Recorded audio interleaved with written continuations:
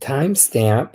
It's still 2024 here. Oh my gosh, it's so beautifully foggy out. Look at the KinderGarden. Blah. My buckets are about halfway full just from this weekend of rain. The dream catcher caught some interesting dreams last night, and wow, I always wondered my friends who write and create and they're musicians, there's authors. I was like, what do they do? I get up, I prep my room, I hold space for others. I so seldom give myself time to write.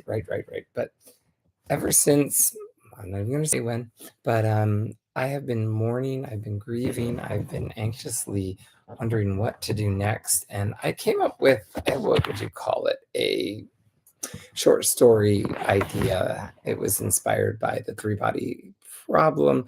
Um, Here I am just releasing it. I don't know if I'll ever publish it. I had a lot of fun writing it. Those that know me might really appreciate some of the, I guess, pokey humor that I put in it. As I age, I don't want to be a grumpy old man. I want to be a hopeful old man. So I hope if you are already a subscriber of my newsletter, you'll receive a link to this short story. Otherwise, there's a little bit of teasers in the notes in the description. If you're interested in it, just ping me a message or put in the comments that you'd like to receive it. I'm happy to send it. Really, it's a call to action that I am going to continue to find ways to help my beloved primates, and that includes the third chimpanzees, which is us Homo sapiens.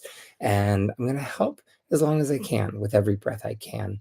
And I know that as I crawl out of the holiday blues and recover from a little bit of a laryngitis thing, the world kind of likes it when I lose my voice. It's a quieter space. But we have things to do. We have things we want to say. Most of all, even without laryngitis, I have open ears and an open heart. I want to know what other people are thinking, doing, manifesting. So, this is a short little pre New Year's hello to each of you. Thank you for those that have subscribed lately. And I think it's hilarious. I saw someone's tagline and they said, I'm not an influencer of everyone. And that's kind of my game here, is that I'm going to take time to practice some general public speaking. I'm going to practice voicing what feels needs to be said. And I'm going to then step away from these very short blurbs and then take time to really engage with people who are here in my community. Here I can talk on the phone, check in with the Zoom. So my offerings for 2025 are evolving, and that's what the newsletter is all about. And I'd be super happy to send it to you. My heart is just full of hope. You know what I learned?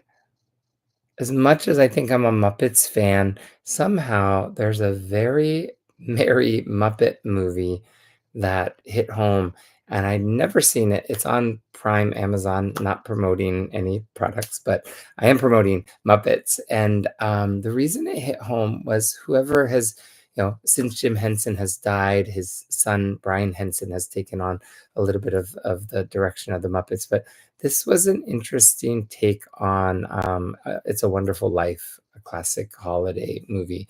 And this has Kermit, to give it away. Kermit regrets being born. Now, this KinderGarden is inspired by that soul wound that, gosh, what if I hadn't been born? And this movie tackles it with Kermit and Muppet style, a lot of cute, quirky humor, a lot more physical comedy, or I guess that Jim Henson would often do with his earlier versions, came through too. There's even a Miss Piggy karate fight. I'm giving away a lot, huh? That's because it's going to be off of Prime soon, so it might be hard to find. Anyways, I see these lights, these kind of angel lights coming through. It is the way my new camera works, but I think it's a nice little soft reflection of what a winter morning brings me. keeping it as close to 5 minutes as I can. I'm going to end with a subversively hopeful or hopefully subversive meditation on your inner ape. And this is a way to, if you can imagine or just picture what you know about these three great apes, I want you first to channel your inner orangutan. And this is a beautiful arboreal cousin of ours that lives mostly in Malaysia and is incredibly endangered. Their teaching for us is that they are mostly solitude. They don't live in large groups. They raise their family and spend long periods of time just in very small, close-knit groups. So your inner orangutan is going to find solitude as a peaceful place to exist with yourself. Then I want you to come into channel your inner mountain gorilla. And I sometimes exaggerate this factoid that I learned when I was in Uganda, but I want to invite each of us to set down any of our tools that we use to get through the day and just come into knowing that these mountain gorillas, these majestic, beautiful creatures that live in their families, they thrive by not picking up complicated tools. They just live simply with the land, on the land, with one another. So here's to your inner mountain gorilla. Next, I want you to come with me into the world of bonobo apes and chimpanzees. That's why we're known as the third chimpanzee.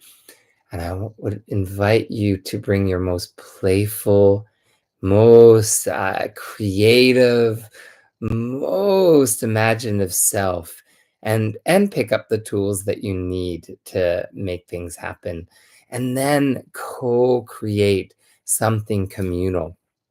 Groom one another, hug one another, offer your bonobo ape some time in community and in creativity. Same, but Simeon, we are in this all together. I hope some of you will subscribe to my newsletter. I hope some of you want to read my short story. And most of all, I hope and know, tag your it. It is your time to create something in your KinderGarden. Mwah! I went a little over my 5 minutes, 8 minutes. Bye. I love you. Happy New Year.